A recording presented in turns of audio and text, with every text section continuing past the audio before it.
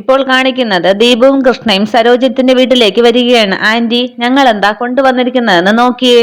ആഹാ, ഇത് മൈലാഞ്ചിയാണല്ലോ. നിങ്ങൾ ഇത് എവിടെ പോയി പറിച്ചു? കുറെ ഉണ്ടല്ലോ ഇത് എന്ന് പറയുകയാണ് സരോജം. അല്ല ദീപു, ഇപ്പോൾ കോൺ മൈലാഞ്ചിയല്ലേ ഇടുന്നത്, അതിന്റെ കൂടെ ഇതും കൂടെ ആയാൽ ഒരുപാട് ആയി പോകില്ലേ? നേരം സുദർശൻ ചോദിക്കുകയാണ്. അല്ല ദീപു, നീ എന്തിനാ കഷ്ടപ്പെട്ട് മരത്തിൽ കയറി ഈ ഇലകളെല്ലാം പറിച്ച് ഇവിടെ കൊണ്ടുവന്നത്? ഇതൊക്കെ ഇനി അരയ്ക്കാനും പരുവപ്പെടുത്താനും ഒക്കെ വലിയ മിനക്കേടല്ലേ? എന്നാലും ഇവരാ മരം വേരോടെ പിഴുതുകൊണ്ടുവന്നില്ലല്ലോ, അത് ഭാഗ്യം എന്ന് പറയുകയാണ് സരോജം. പറയുകയാണ്, അല്ല ആന്റി, നമ്മൾ ഉപയോഗിക്കുന്ന നാടൻ മൈലാഞ്ചി തന്നെയാണ് പൊടിപൊടിയാക്കി കോൺ മൈലാഞ്ചിയിലും ചേർക്കുന്നത്. ശ്രീലക്ഷ്മിക്ക് പക്ഷേ ഈ ഇലകൾ അരച്ചിടുന്നതാണ് ഇഷ്ടം. സംശയമുണ്ടെങ്കിൽ ശ്രീയോട് ചോദിക്കാം. എവിടെയവള്? ശ്രീലക്ഷ്മി എന്ന് വിളിക്കുകയാണ് കൃഷ്ണ. അയ്യോ, അതിന് ശ്രീ ഇവിടെ ഇല്ലല്ലോ കൃഷ്ണേ. അവള് മേക്കപ്പ് ചെയ്യാനായി ബ്യൂട്ടി പാർലറിലേക്ക് പോയിരിക്കുകയല്ലേ. നേരം ദീപു പറയുകയാണ്, ആണോ? എന്നെ വിളിച്ചിരുന്നെങ്കിൽ ഞാനും കൂടി പോയി എനിക്ക് മേക്കപ്പ് ഒക്കെ ചെയ്യാമായിരുന്നോ? അല്ലേ കൃഷ്ണേ? അതെ അതെ.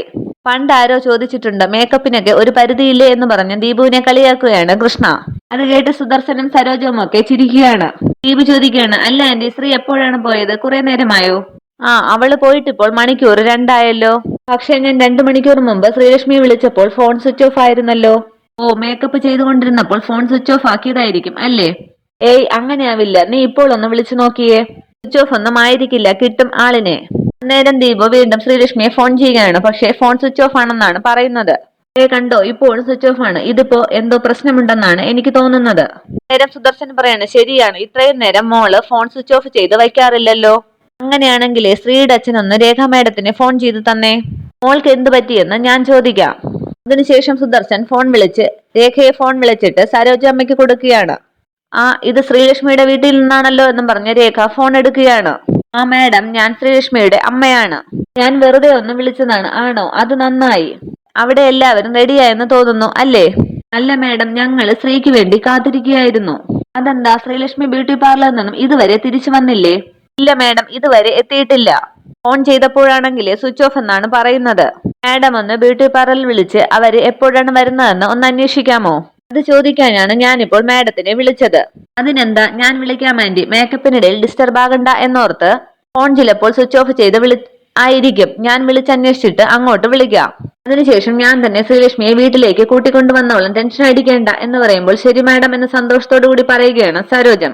ശരി മാഡം, ഇപ്പോഴാണ് സമാധാനമായതെന്ന് പറഞ്ഞ് ഫോൺ വയ്ക്കുകയാണ് സരോജം. ഫോൺ വെച്ച ശേഷം സരോജം പറയുകയാണ്, അതെ, രേഖ മാഡം ശ്രീലക്ഷ്മിയെ കൂട്ടിക്കൊണ്ടുവരാമെന്ന് പറഞ്ഞു. ഈ പെണ്ണിനൊന്ന് വിളിച്ചു പറഞ്ഞിട്ട് ഫോൺ ഓഫ് ചെയ്ത് വെച്ചാലെന്താ? ഞാനങ്ങ് പേടിച്ചു പോയി എന്ന് പറഞ്ഞ് പരാതിപ്പെടുകയാണ് സരോജം.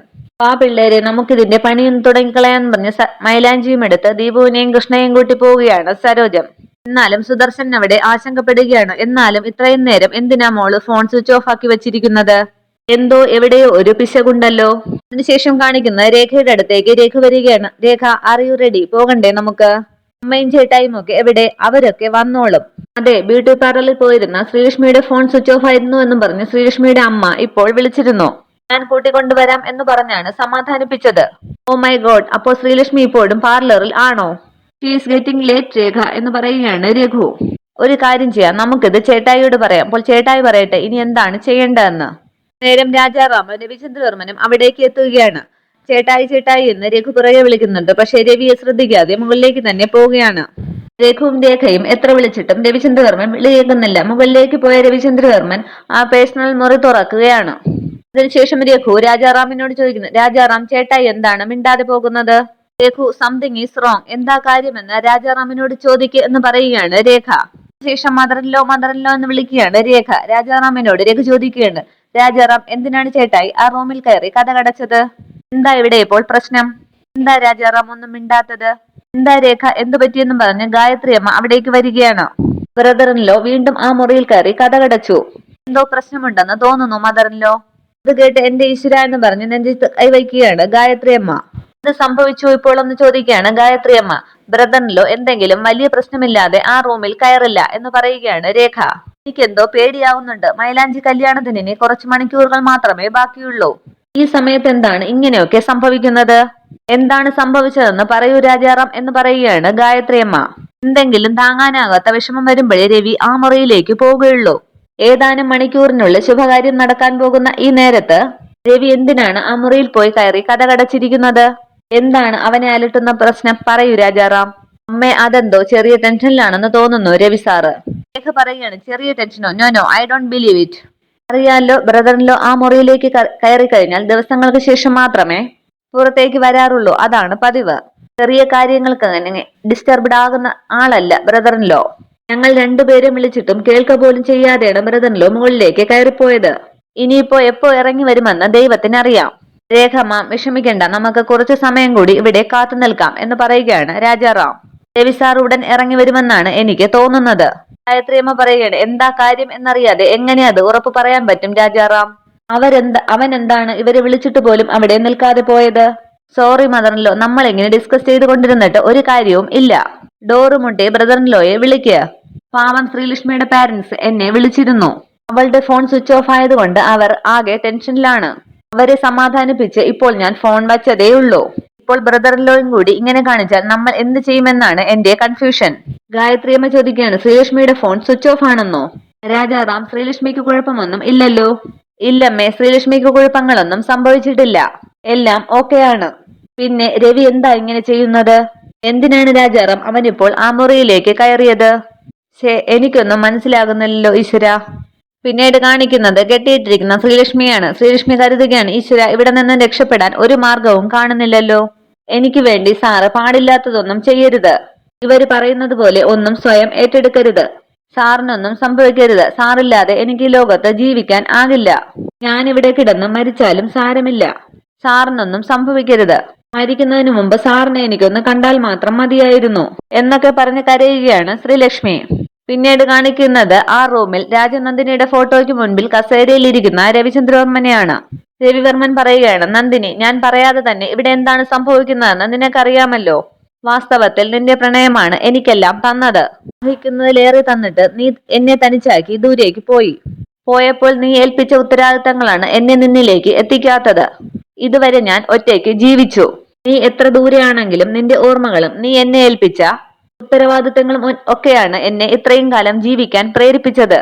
നിന്റെ വേർപാട് എന്നെ എത്രമാത്രം വേദനയിലാക്കി എന്നുള്ളത് നിനക്കും എനിക്ക് മാത്രമേ അറിയൂ. നിനക്ക് കാണാമല്ലോ, ഈ 2 കൈകൾ കൊണ്ട് ഒരിക്കൽ നിന്റെ കഴുത്തിൽ ഞാൻ താലി കെട്ടിയത്. അതിനുശേഷം ഈ ലോകത്ത് എന്നെ പോലെ ഭാഗ്യവാൻ മറ്റാരുമില്ല എന്നാണ് ഞാൻ കരുതിയിരുന്നത്. നിന്റെ കൈകളിൽ കൈകോർത്തു പിടിച്ചപ്പോൾ ഞാൻ ഈ ലോകത്തെ തന്നെ മറന്നുപോയി. പക്ഷെ ഇപ്പോൾ കാലവും കഥയും മാറിയിരിക്കുന്നു. നിന്നെ താലി ചാർത്തിയ, നിന്നെ തലോലിച്ച ഇതേ കൈകളാണ് നിന്റെ മരണത്തിന് കാരണം എന്ന് പറയേണ്ട അവസ്ഥയിലാണ് ഞാനിപ്പോൾ. നീ എന്നെ വിട്ടുപിരിഞ്ഞതിലേറെ വിഷമം ഇപ്പോൾ എനിക്ക് ഈ നുണ പറയേണ്ടി വന്നതിലാണ്. എന്തിനാണ് ഈ ജീവിതം എന്നെ ഇങ്ങനെ പരീക്ഷിക്കുന്നതെന്ന് എനിക്ക് മനസ്സിലാകുന്നില്ല നന്ദിനി. നീ എനിക്ക് ആരായിരുന്നുവെന്ന് ഈ ലോകത്തോട് എനിക്ക് ഉറക്കെ വിളിച്ചു പറയണം എന്നുണ്ട്. പക്ഷെ ഇപ്പോൾ ഞാൻ ഈ നുണ പറഞ്ഞില്ലെങ്കിൽ ശ്രീലക്ഷ്മിയുടെ ജീവന് ആപത്തായിരിക്കുന്നു. പറയാതെ തന്നെ അറിയാമല്ലോ, നീ തനിച്ചാക്കി പോയ രവിവർമ്മന്റെ ബാക്കി ജീവിതത്തിന് ഒരാശ്വാസമായത് ശ്രീലക്ഷ്മിയാണ്. എന്നെ മനസ്സിലാക്കാനും എന്നെ പ്രണയിക്കാനും നിനക്ക് മാത്രമേ കഴിയൂ എന്നാണ് ഞാൻ വിശ്വസിച്ചിരുന്നത്. ശ്രീലക്ഷ്മിയുടെ ഞാൻ കണ്ടത് നിന്നെ തന്നെ ആയിരുന്നു എന്ന് പിന്നീടാണ് ഞാൻ മനസ്സിലാക്കിയത്. ഇപ്പോഴിതാ ശ്രീലക്ഷ്മിയുടെ ജീവനും ആപത്തിലാണ്. ഞാനൊരു കൊലപാതകിയാണെന്ന് ഈ ലോകത്തെ വിശ്വസിപ്പിച്ചാലേ എനിക്ക് ശ്രീലക്ഷ്മിയെ രക്ഷിക്കാൻ സാധിക്കൂ. അതിന് മനസ്സുകൊണ്ട് തയ്യാറാകുകയാണ് ഞാൻ. നന്ദിനി, നിന്റെ രവി മറ്റുള്ളവരുടെ മുൻപിൽ തല താഴ്ത്തുന്നത് നിനക്കിഷ്ടമാവില്ല എന്നെനിക്കറിയാം. എന്നാലും ഇക്കാര്യത്തിൽ എനിക്ക് സമ്മതം തരണം. സത്യം എന്താണെന്ന് തനിക്കറിയാം. എനിക്ക് ശ്രീലക്ഷ്മിയോടുള്ള പ്രണയം എന്താണെന്നും നിന്നോട് ഞാൻ പറഞ്ഞു. കൊലപാതകി എന്ന മുദ്ര സ്വയം സ്വീകരിച്ചില്ലെങ്കിൽ ശ്രീലക്ഷ്മിയുടെ മരണത്തിന് ഞാൻ തന്നെ കാരണമാകും. എനിക്കത് തടഞ്ഞേ പറ്റൂ. ഞാൻ ഈ ചെയ്യാൻ പോകുന്ന അവിവേകത്തിന് നീ എന്നോട് ക്ഷമിക്കണം. ഐ എം സോറി എന്ന് പറഞ്ഞ് രാജനന്ദിനിയുടെ ഫോട്ടോയിൽ തടവുകയാണ് രവിചന്ദ്രവർമ്മൻ. വീണ്ടും ഐ ആം സോറി, മാപ്പ് പറഞ്ഞു എന്നൊക്കെ പറഞ്ഞ് തൊഴുകയാണ് രവിചന്ദ്രവർമ്മൻ. അതിനുശേഷം ആ മുറിയിൽ നിന്നും പുറത്തേക്ക് ഇറങ്ങുകയാണ് രവി. താഴെ എല്ലാവരും രവിചന്ദ്രവർമ്മനെ കാത്തു നിൽക്കുകയാണ്. രവിചന്ദ്രവർമ്മൻ പുറത്തേക്ക് ഇറങ്ങുന്നത് കണ്ട് രഘു പറയുകയാണ്, താങ്ക് ഗോഡ്, ദേ ചേട്ടായി. രഘു പറയുകയാണ്, ചേട്ടായി മുറിയിലേക്ക് കയറിപ്പോയപ്പോൾ എന്താകും എന്നുള്ള ഒരു ടെൻഷനിലായിരുന്നു ഞങ്ങളൊക്കെ. അതേ ബ്രദറിൻലോ, ഈ കഴിഞ്ഞ കുറെ സമയം ഞങ്ങൾ എങ്ങനെയാണ് തള്ളി നീക്കിയതെന്ന് ഞങ്ങൾക്ക് തന്നെ അറിയില്ല. എന്ത് പറ്റി മോനെ നിനക്ക്? ഇപ്പോൾ മുറിയിൽ കയറി കഥ കടയ്ക്കാൻ മാത്രം എന്ത് പ്രശ്നമാണ് നിനക്കുണ്ടായത് എന്ന് ചോദിക്കുകയാണ് ഗായത്രിയമ്മ. രവിചന്ദ്രൻ പറയാണ്, ഉത്തരം കിട്ടാത്ത ചില ചോദ്യങ്ങൾ എന്നെ അലട്ടുമ്പോൾ സ്വയം സമാധാനിച്ച് ഉത്തരം കണ്ടെത്താനാണ് ഞാൻ ആ മുറിയിലേക്ക് പോകാറുള്ളത്. അതൊക്കെ അങ്ങനെ ആയിക്കോട്ടെ. ഇപ്പോൾ എന്ത് പ്രശ്നമാണ് നിന്നെ ഡിസ്റ്റർബ് ചെയ്യുന്നത് എന്നാണ് എനിക്കറിയേണ്ടത്. നീ ആഗ്രഹിച്ച പെൺകുട്ടി നിനക്ക് സ്വന്തമാകാൻ പോകുന്നു. നമ്മുടെ കുടുംബത്തിലെ എല്ലാവരും ആരോഗ്യത്തോടും സന്തോഷത്തോടും ഒത്തൊരുമയോടും കൂടിയാണ് ഉള്ളത്. പിന്നെന്താണ് നിന്റെ പ്രശ്നം? അത് പറ. മനസ്സിൽ കരുതുകയാണ് അവസാനിക്കുന്നു എന്ന് കരുതിയ ചില കഴിഞ്ഞ കാലങ്ങൾ മുഴുവൻ വീണ്ടും വീണ്ടും എന്നെ വേദനിപ്പിക്കുകയാണ് അമ്മേ. അതിനുശേഷം രവി പറയുകയാണ്, ഒരാൾ നമ്മളെ വിശ്വസിച്ച് നമ്മളുടെ ജീവിതത്തിലേക്ക് വരുമ്പോൾ ആ വിശ്വാസത്തിനോട് ഞങ്ങൾ സത്യസന്ധർ ആയിരിക്കണം അമ്മേ. ഗായത്രി അമ്മ പറയാണ്, അത് നേര്. പക്ഷെ നിന്നെ വിശ്വസിക്കുന്നവരെ നീ ഒരിക്കലും കൈവിടാറില്ലല്ലോ, പിന്നെന്താ? ഇത് ചോദിക്കുകയാണ്, ബ്രദറിൻലോ ഇപ്പോൾ എന്തിനാണ് ഇങ്ങനെ നിന്ന് ഫിലോസഫി പറയുന്നത്? ഇവിടെ ഇപ്പോൾ ബ്രദറിൻലോയുടെ ചോയ്സ് ശ്രീലക്ഷ്മി അല്ലേ? ശ്രീലക്ഷ്മിക്ക് ബ്രദറിൻലോയെ ഒരുപാട് ഇഷ്ടവുമാണ്. You go to start a new life. പിന്നെന്താണ് ഇവിടെ പ്രശ്നം? ചന്ദ്രവർമ്മൻ പറയുകയാണ്, അതെ, ശ്രീലക്ഷ്മിക്ക് എന്നെ ഒരുപാട് ഇഷ്ടമാണ്. ആ ഇഷ്ടം എന്നും അങ്ങനെ തന്നെ നിലനിർത്തണം ഈ ഞാൻ. അതാണിപ്പോൾ എന്റെ പ്രശ്നം. ഗായത്രിയമ്മ പറയുകയാണ്, മോനെ രവി, ആവശ്യമില്ലാത്ത ഒരു ചിന്തയും മനസ്സിലേക്ക് ഇപ്പോൾ കടന്നു വരാതെ നോക്കണം. അമ്മയ്ക്ക് വിശ്വാസമുണ്ട് നീ ശ്രീലക്ഷ്മിയെ രാജകുമാരിയെ പോലെ നോക്കുമെന്ന്. എനിക്ക് ഉറപ്പാണ് ശ്രീലക്ഷ്മിക്കും നീ അടുത്തുള്ളതാണ് ഏറ്റവും വലിയ സന്തോഷം. അങ്ങനെയുള്ള ഒരു പെൺകുട്ടിയെ കിട്ടുന്നത് തന്നെ മഹാഭാഗ്യമാണ്. ഈ അനാവശ്യമായ ഭാരം നിന്റെ മനസ്സിനിപ്പോൾ കൊടുക്കരുത്. ചിന്തവർമ്മൻ ചോദിക്കുകയാണ്, ഞാൻ കൂടെ ഇല്ലെങ്കിലും നിങ്ങളിപ്പോൾ ശ്രീലക്ഷ്മിയെ നന്നായിട്ട് നോക്കില്ലേ? അത് കേട്ട് ദേഷ്യപ്പെട്ട് രവി എന്ന് ഉറക്കെ വിളിക്കുകയാണ് ഗായത്രി അമ്മ. ശേഷം രവി പറയുകയാണ്, ഐ മീൻ 24 മണിക്കൂറും ശ്രീലക്ഷ്മി എന്റെ കൂടെ അല്ലല്ലോ ഉണ്ടാവുക. അവൾക്ക് ഇത്രയും അടുപ്പമുള്ള ഒരു ഫാമിലിയെ നൽകുന്നതോർത്ത് സന്തോഷമുണ്ട് എന്നാണ് ഞാൻ കരുതിയത്. എന്താ ചേട്ടാ ഇങ്ങനെ കൊച്ചുകുട്ടികളെ പോലെ ടെൻഷൻ കാണിക്കുന്നത്? അവിടെ ഫംഗ്ഷന് സമയമായി കാണും, എല്ലാവരും വേഗം റെഡി ആയിക്കേ. അല്ല, ആ വെഡിങ് പ്ലാനർ എവിടെ? അയാള് വേണ്ടേ ശ്രീലക്ഷ്മിയെ വീട്ടിലേക്ക് കൂട്ടിക്കൊണ്ടു പോകാൻ? ആ വെഡിങ് പ്ലാനറിനെ ഞാൻ ചില മറ്റു ജോലികൾ ഏൽപ്പിച്ചിരിക്കുകയാണ് രഘു. നീ എല്ലാവരെയും കൂട്ടി ശ്രീലക്ഷ്മിയുടെ വീട്ടിലേക്ക് പുറപ്പെട്ടോളൂ. സമയം വൈകിപ്പിക്കേണ്ട. അന്നേരം രേഖ ചോദിക്കാണ്, അപ്പോൾ ബ്രദറിൻലോയോ? എനിക്ക് ശ്രീലക്ഷ്മിയെ കൂട്ടിക്കൊണ്ടുവരണം അനിയത്തിക്കുട്ടി. ഞാൻ പോയാലേ ശ്രീലക്ഷ്മിക്ക് വരാൻ സാധിക്കുകയുള്ളൂ. ഓഹോ, അപ്പോൾ നിങ്ങൾ രണ്ടാളും ഒരുമിച്ച് വരാനുള്ള പ്ലാൻ ആണല്ലേ? യെസ്, ഞങ്ങൾ രണ്ടാളും ഒരുമിച്ച് വരാനാണ് പ്ലാൻ. ഓക്കെ ഫൈൻ രഘു, വേഗം റെഡിയാകുക. മദറിൻലോ പെട്ടെന്ന് റെഡിയാകുക. എന്നിട്ട് രാജാറാമിനോട് ചോദിക്കും, രാജാറാമും ബ്രദറിൻലോയുടെ കൂടെയല്ലേ വരുന്നത്? അതിനുശേഷം രഘുവിനെയും വിളിച്ചുകൊണ്ട് മുകളിലേക്ക് പോവുകയാണ് രേഖ. ഇത്രയുമാണ് ഇന്നത്തെ എപ്പിസോഡ് വിശേഷങ്ങൾ. Okay, thank you.